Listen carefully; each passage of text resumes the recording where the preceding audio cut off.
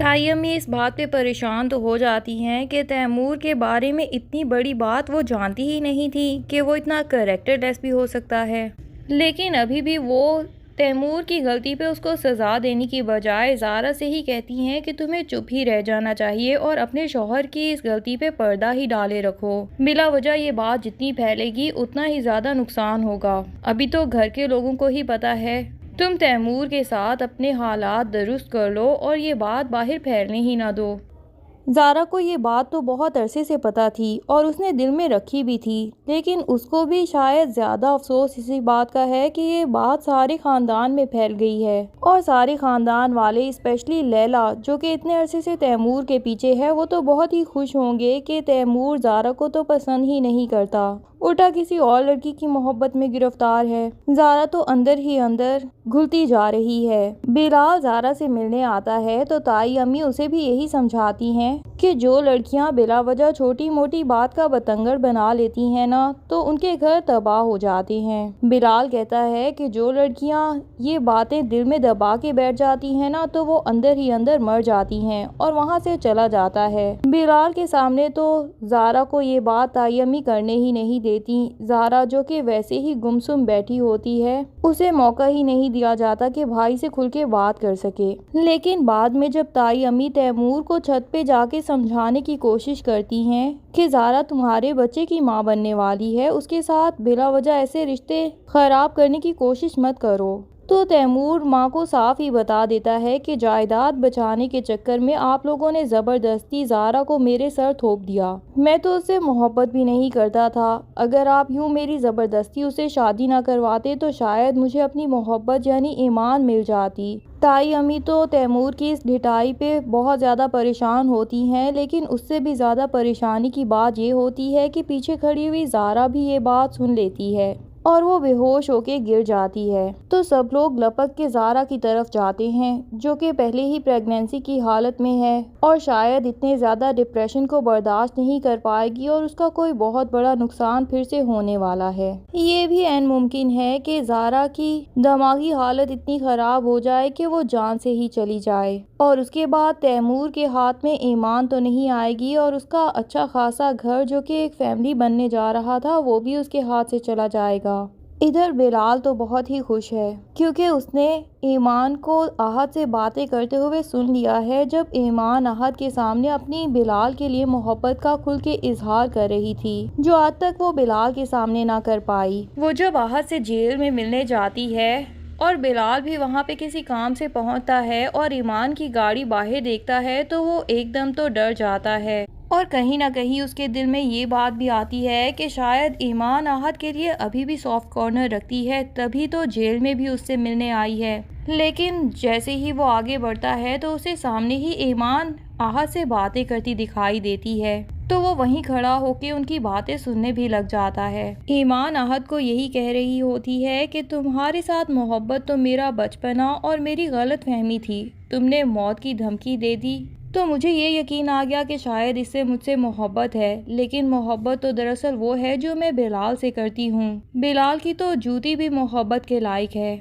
और तुमने मेरी ज़िंदगी में जो बहुत से नुकसानात किए हैं उनमें सबसे बड़ा नुकसान तो यही है कि बिलाल के सामने मुझे इतना शर्मिंदा कर दिया है कि मैं उससे माफ़ी भी नहीं मांग सकती अब, और ना ही अपनी इस मोहब्बत का इजहार कर सकती हूँ। लेकिन जाने अनजाने में बिलाल के सामने उसने अपने दिल का राज तो खोल के रख दिया। अब ईमान तो परेशान वहाँ से चली जाती है, पर बिलाल दिल ही दिल में बहुत खुश होता है और घर आके भी उसके कान में ईमान की बातें ही गूंजती रहती हैं। वो जो इतने दिनों से परेशान बैठा था कि ईमान के वालिद ने जो रिश्ता तोड़ा है, तो यकीनन ईमान की मर्जी भी इसमें शामिल होगी, क्योंकि ईमान की मर्जी के बगैर तो वो कुछ भी नहीं करते। अब उसे तसल्ली हो जाती है कि ईमान को भी मुझसे मोहब्बत है। इधर ज़ारा को तो वो पहले ही कह आया था कि आप मेरा रिश्ता लेके जाओगी पूरे ख़ानदान के साथ ईमान के घर पे, लेकिन ताया अबू तो साफ मना कर देती हैं कि हमारे घर से कोई नहीं जाएगा। पर ज़ारा कह देती है कि मैं तो लाजमी जाऊंगी, और वैसे भी आप लोगों ने मुझे खुद ही कहा था ना कि बिलाल से बात करूं।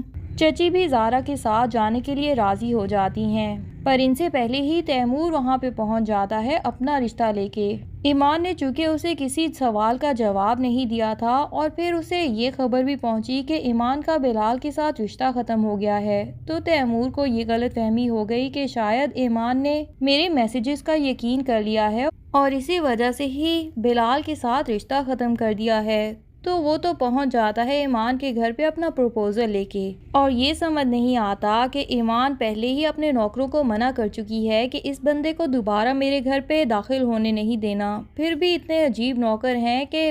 تیمور کو گھر کے اندر بٹھا کے رکھ دیتے ہیں۔ یہاں ایمان جب جاتی ہے اور تیمور اپنی محبت کا پھر سے اظہار کرنے لگتا ہے تو پیچھے سے تیمور کی فیملی آ جاتی ہے۔ اب ایمان کو بھی موقع مل جاتا ہے۔ ایمان ان لوگوں کو دیکھ کے تیمور سے مزید سارے راز اگلواتی ہے کہ کس طرح وہ ایمان کو ہراس کرتا رہا، اور تیمور بھی اپنی محبت کا پورا کھل کے اظہار کر دیتا ہے۔ چچی تو یہ سب کچھ اپنے کانوں سے سنتی ہیں تو انہیں یقین ہی نہیں آتا، اور پھر وہ ایمان سے اور اس کے گھر والوں سے معافی بھی مانگتی ہیں، لیکن زارا کو تو کچھ بولنے کے لیے سمجھ ہی نہیں آتا، اسے تو جیسے چپ ہی لگ گئی ہو کہ کیا سب کے سامنے میری بے عزتی ہو گئی۔ چچی جب زارا کی یہ حالت دیکھتی ہیں تو اسے گھر لے آتی ہیں، اور پھر جب ناصر صاحب اور تیمور کی ماں کے سامنے اس کے کریکٹر کے بارے میں بتاتی ہیں، ساتھ ہی یہ بھی کہتی ہیں کہ مجھے تو یقین نہیں آ رہا تیمور جسے ہم ہمیشہ مثال دیتے تھے اپنے بچوں کو، اس کا کریکٹر اتنا خراب بھی ہو سکتا ہے۔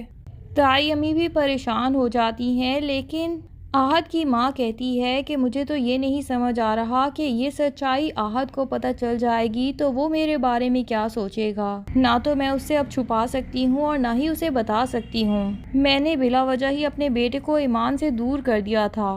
کاش پہلے ہی تیمور کے بارے میں تھوڑا پتہ ہوتا تو اس طرح اندھا اعتبار کر کے ایمان کے اوپر شک نہ کرتی اور اپنے بیٹے کو یوں زبردستی ایمان سے دور نہ کرتی۔ تائی امی چچی کو تسلی دینے کی کوشش کرتی ہیں، لیکن چچی انہیں صاف ہی طعنہ دے دیتی ہیں کہ آپ تو اپنے محسن کی بیٹی کی نہ ہو سکیں تو آپ میری کہاں ہو سکتی ہیں، تو یہ جھوٹی تسلیاں اپنے پاس ہی رکھیے۔ اس خاندان کی اصلیت تو ایک دوسرے کے سامنے کھل کے آ بھی چکی ہے اور مزید بھی آنے والی ہے، لیکن اصل مسئلہ تب ہوگا جب احد کے سامنے یہ اصلیت آئے گی، جو کہ تیمور کو کسی زمانے میں آئیڈیلائز کرتا تھا، اور اس کی ماں ہر وقت اسے تیمور کی مثالیں دیتی رہتی تھی کہ ویسے ہو جاؤ۔ اب وہ اپنی ماں سے پوچھے گا کہ ایسا بنانا چاہتی تھیں آپ مجھے، اسے تو یہی بات سامنے آتی ہے کہ اپنے بچوں کو کبھی بھی کسی اور کی مثالیں دے کے ویسا بننے کا نہ کہیں۔ ہر بچے کی اپنی پرسنالٹی ہوتی ہے اور وہ ویسے ہی اچھا ہوتا ہے، ضروری نہیں کہ جو اچھا دکھائی دیتا ہو وہ ویسا ہی ہو، کس کے دل میں کیا ہے یہ تو ہم نہیں جانتے۔ دوسری طرف بلال اور لیلا کا مال میں آمنا سامنا ہوتا ہے۔ لیلا جو کہ دل میں کہیں نہ کہیں تو اس بات کے لیے پچھتا رہی ہے کہ واقعی اس کی ماں نے اس کے لیے بہترین ہیرا ہی چنا تھا، پر اس نے پتہ نہیں کیوں اسے پتھر سمجھ کے اپنے تاج میں سے نکال پھینکا، لیکن وہ بلال کا برا نہیں چاہتی اور وہ اس کی خوشی ہی چاہتی ہے، تو وہ بلال کو مل کے بھی مبارکباد دے گی اور اسے کہے گی کہ میری دعائیں تمہارے اور ایمان کے ساتھ رہیں گی اور میں تمہارے رشتہ لے کے جانے کے لیے بھی راضی ہوں گی۔ اب ایمان بلال کو خود ہی کال کر کے بتائے گی کہ آپ کے گھر والے آئے تھے، اور پھر ساری سچائی کے بارے میں بھی بتا دے گی کہ کس طرح تیمور کی سچائی بھی ان کے سامنے آ گئی۔ بلال تو خود بھی یہ بات سن کے خوش ہو جائے گا۔ تیمور پہ تو اسے ڈے ون سے ہی شک تھا، لیکن جب یہ سچائی ساروں کے سامنے آ گئی تو اس سے زیادہ خوشی کی بات اس کے لیے کوئی نہیں ہوگی کہ اس کی منگیتر اب دنیا کے سامنے بھی بالکل صاف کریکٹر کی ہے، اور ایمان اپنے والدین کو بھی صاف بتا دے گی کہ وہ بلال کو واقعی بہت پسند کرتی ہے اور اسے اپنے والد کا یہ فیصلہ اچھا نہیں لگا تھا جو وہ خود ہی جا کے بلال کے ساتھ رشتہ ختم کر آئے۔ اور سلیم صاحب بھی بتا دیں گے کہ مجھے تو خود بھی بلال بہت پسند ہے، بس تمہیں پریشان نہیں دیکھنا چاہتا تھا، تو بس تمہاری حفاظت کے لیے غلط قدم اٹھا لیا، لیکن اب میں بلال سے خود ہی بات کر لوں گا اور یہ شرطیں بھی ختم کر دوں گا۔